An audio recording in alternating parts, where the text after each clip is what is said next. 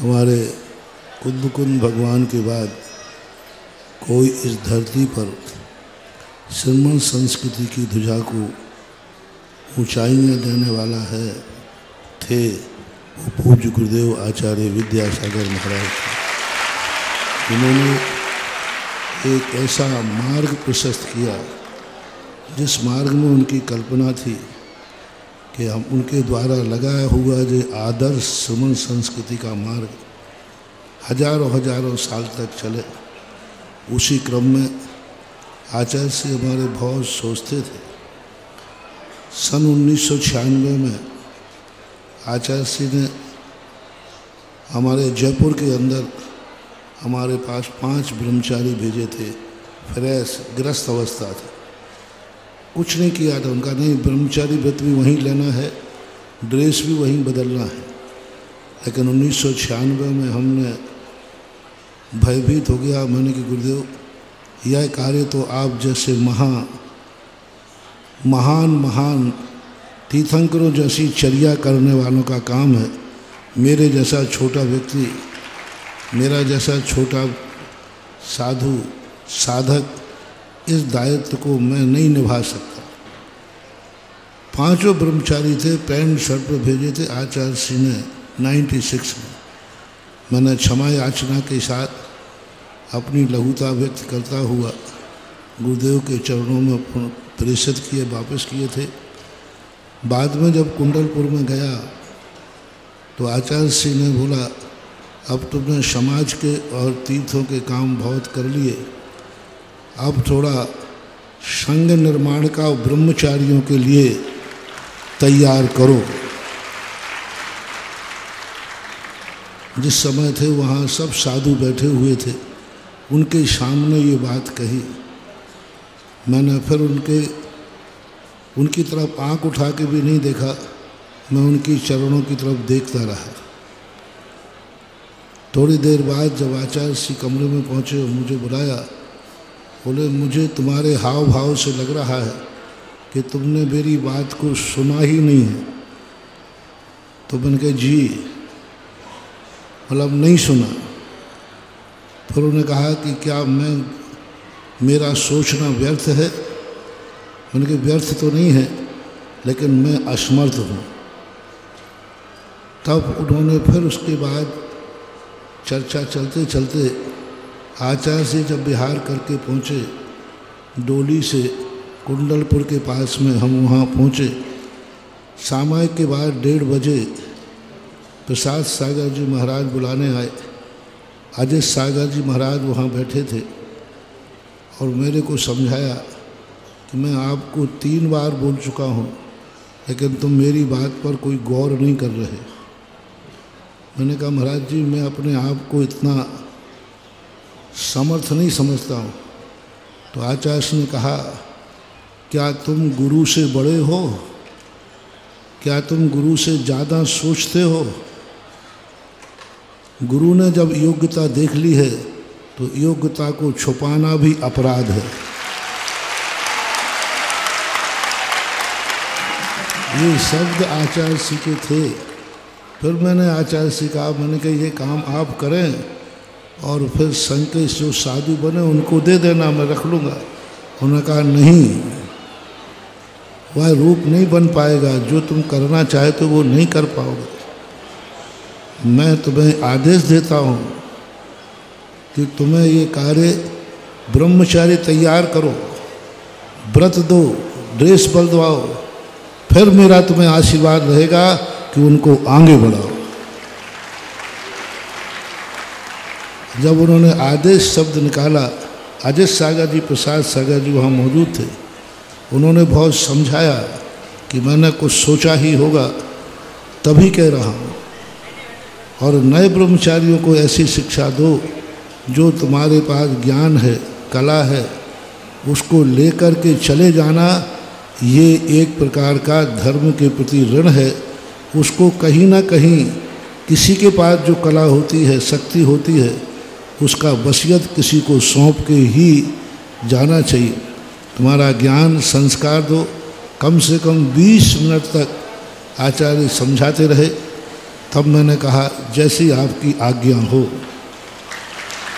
फिर मैंने 3 ब्रह्मचारी तैयार करके भेजे थे। मैंने कहा ये सैंपल भेज रहा हूँ, देखो मेरा सैंपल आपको पसंद आ जाए। 3 ब्रह्मचारी तैयार किए थे। 3 ब्रह्मचारी में 1-2 यहाँ बैठे हुए हैं, एक संघ में हैं, वरिष्ठ सागर और विधेय सागर। एक इनको भेजा तो आचार्य श्री ने इतने खुशी से इनको आशीर्वाद दे के कहा आप इनको पढ़ा के तैयार करो। मुश्किल से 1-1.5 महीने नहीं हुआ और आचार्य श्री का मन हुआ कि उन दोनों तीनों ब्रह्मचारी को मेरे पास भेजो, मैं क्षुल्लक बना करके फिर तुम्हारे पास भेजूँ। और ये क्षुल्लक बना करके बाद में ये अभी कुंडलपुर से मेरे साथ हुए हैं। तो कहने का भाव ये है कि गुरु का कितना बड़ा सोच था। उन्होंने 10 निर्यापक इसलिए बनाए थे कि ये 10 निर्यापक अपनी अपनी योग्यता से 100 शिष्य तैयार करेंगे तो 1000 शिष्यों का समूह है। आचार्य श्री का सोच था कि मेरा लगाए हुआ पौधा 1000 साल तक चलना चाहिए। और 10 निर्यापकों को इसलिए तैयार किया कि 10 निर्यापक जगह जगह जाकर के अपनी अपनी योग्यता से साधुओं को तैयार कर 1000 साधु यदि तैयार होते हैं आचार्य महाराज की मूल परंपरा में, तो कितना बड़ा सोच आचार्य महाराज का था। और अंत तक वो सोच गए। अंत में जब उनकी समाधि अंतिम प्रवचन आप सबने टीवी पर सुना होगा, सबने लाइव में सुना होगा। अंतिम बात उन्होंने कहा मैंने 10 निर्यापकों को संग सौंप दिया है। ये शब्द उन्होंने कहा अंत तक उनके मुख से एक ही शब्द, मैंने 10 निर्यापकों को संग सौंप दिया है। ये आचार्य श्री के मुख का शब्द था जो सब लाइव में चला हुआ है। और बात जो छतरपुर के विनोद ब्रह्मचारी से तो उन्होंने स्पष्ट ही कहा। तो मैं भी इस कार्य को करने की रुचि में नहीं था, ना मेरा मन था, लेकिन गुरु की आज्ञा और गुरु की भावना के लिए तो मैं संसार में तो क्या इस आकाश में भी छेद करना पड़े तो कर सकता हूँ।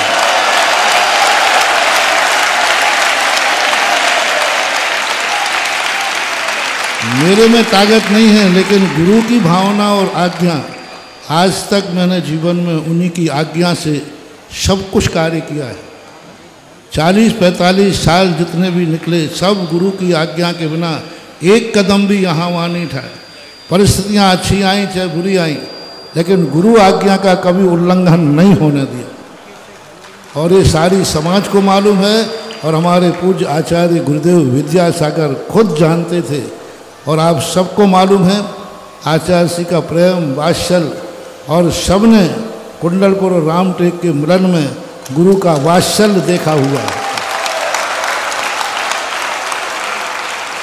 और ऐसे गुरु के भावना को रखने के लिए मैंने मात्र एक कदम इसलिए उठाया कि गुरु ने जब 3 बार समझा दिया, इतना ढीठ भी नहीं हो कि गुरु 3 बार समझाएं और अंत में ये कहें ये मान लो मेरा आदेश है, तो फिर मैंने करने का मन बनाया। उसी का परिणाम स्वरूप आज आपके सामने इस परंपरा में हमारे संघ के हमारे बड़े भाई समय सागर इस समय वर्तमान में आचार्य हैं। और वो हमारे संघ के ज्येष्ठ हैं, हमारे ज्येष्ठ भ्राता हैं, अग्रज है, और वे वर्तमान में आचार्य पद का निर्वाह कर रहे हैं। और उनको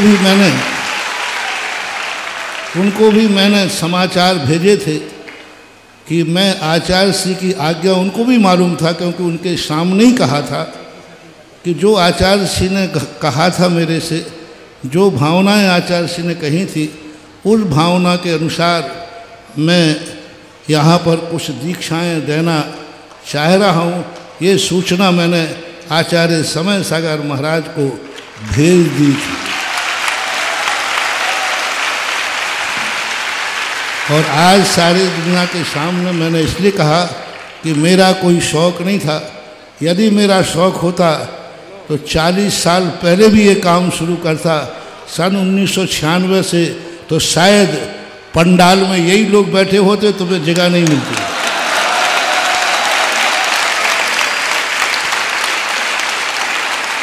जैसे अभी सुरेंद्र भारती कह रहे थे, लेकिन मेरा कोई मन नहीं था, लेकिन पूज्य गुरुदेव की आज्ञा के कारण तो यह कार्य आज जो जिनवाणी में एकम जिनस्वरूपम वीयम उक्कट सावयाणम और अभियठाणम तैया चौथ लिंगम दंशनम नथी, ऐसा आचार्य कुंद कुंद भगवान ने कहा। 3 लिंग ही दर्शनीय हैं, एक जिनगंबर लिंग, दूसरा उत्कृष्ट श्रावक लिंग, तीसरा जो है अवर स्थान पर आरिका का, चौथम दंशनम नथी लिंगम, चौथा लिंग इस जैन दर्शन में नहीं है। इसलिए अभी हम इनको बहुत सोच रहे थे। सभी ने दिगंबरी दीक्षा जैनेश्वर की याचना की है। मैं भी इतने दिन से सोच रहा था। सभी लोगों का समाचार भी यही था, विद्युत मंडल भी यही कह रहा था, महाराज एकम जिनस्वरूपम। फिर भी मैंने कहा थोड़ा ठंडा खाना ठीक है, क्योंकि मैंने अपनी ज़िंदगी में बहुत ठंडा ही ठंडा खाया है। और गरम करने वाले टाटैयाँ होते हैं और ठंडा करने वाले यूँ होते हैं।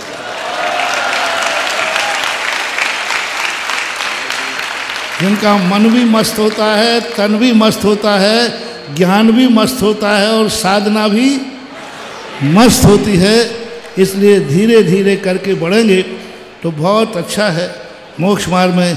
इसलिए आज इन सभी लोगों को, 14 लोगों को, और गुणस्थान 14 ही होते हैं, 14 गुण स्थानों को मान करके आज तीज है। तीज कोई मेरी दीक्षा हुई थी तो आचार्य ने कहा था तीज मुक्ति का बीज। आज इनको भी हम मुक्ति का बीज यहाँ स्थापित कर रहे हैं और सभी को दूसरा जो उक्कट सावयाणम जो लिंग है, ऐसा एलक लिंग देने का भाव कर रहे हैं, एलक पदवी देने का भाव कर रहे हैं। समय को थोड़ा ध्यान रखना है, इसलिए विचार कभी हम और रख देंगे और शाम को भी देखेंगे।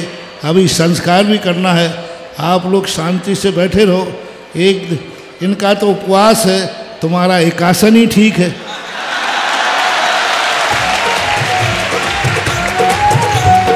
आया दीक्षाओं का महोत्सव, चलो सब सुधा सागर जी के द्वार। आया दीक्षाओं का महोत्सव, चलो सब सुधा सागर दरबार। संयम और वैराग्य के पथ पर